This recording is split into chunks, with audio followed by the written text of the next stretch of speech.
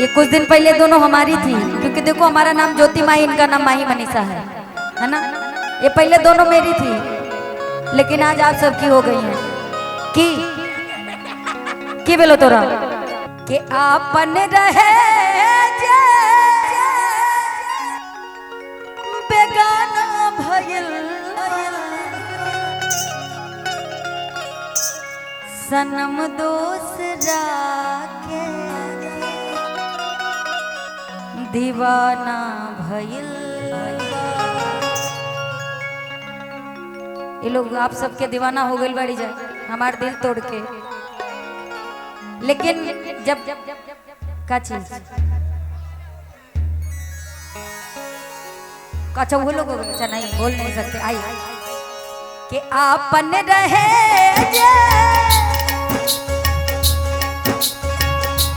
आपन रहे जे बेगाना भइल बा सनम दोसरा के दीवाना भइल बा सनम दोसरा के दीवाना भइल बा। वादा सब ख्याल बहो रुबला से अखिया लाल बहो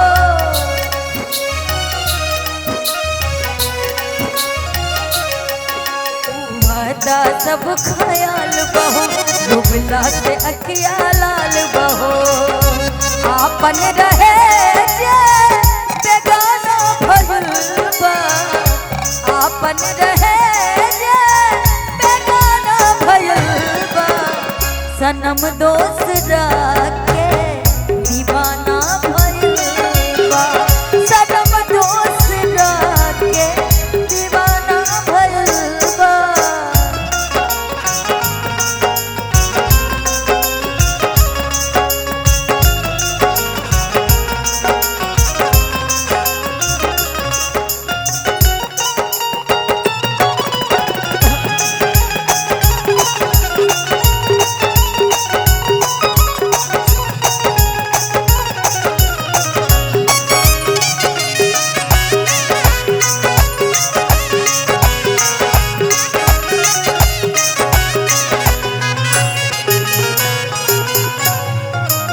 तो चले ना रही ऊ इतना बदल जाई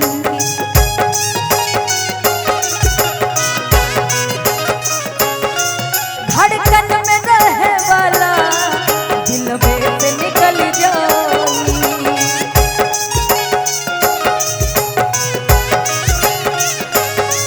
कब सोचले ना रही ऊ इतना बदल जाई धड़कन में रहे वाला दिल से निकल जाई। नया यार से अब यादाना भइल बा नया यार से अब यादाना भइल बा सनम दोसरा के दीवाना भइल बा सनम दोसरा के दीवाना भइल बा।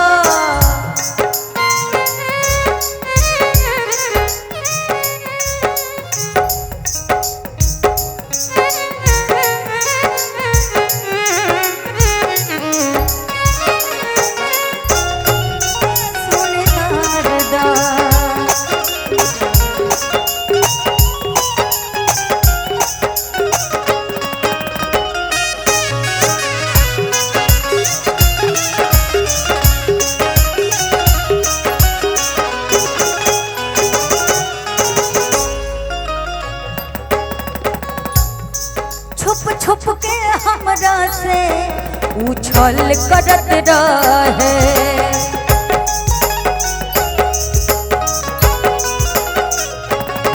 दूसरे से जननी दूसरे के कहल करत रहे।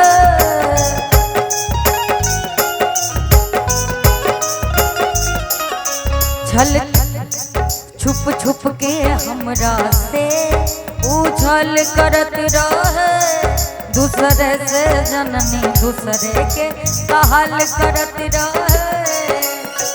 जुदाई त खाली बहाना भइल बा जुदाई त खाली बहाना भइल सनम दोसरा के दीवाना भइल बा, सनम दोसरा के दीवाना भइल बा, आपन रहे जे बेगाना भइल बा, आपन रहे जे बेगाना भइल बा, सनम दोसरा के दीवाना भइल बा, सनम दोसरा के दीवाना भइल बा, सनम दोसरा के दीवाना भइल बा, सनम दोसरा के दीवाना भइल बा।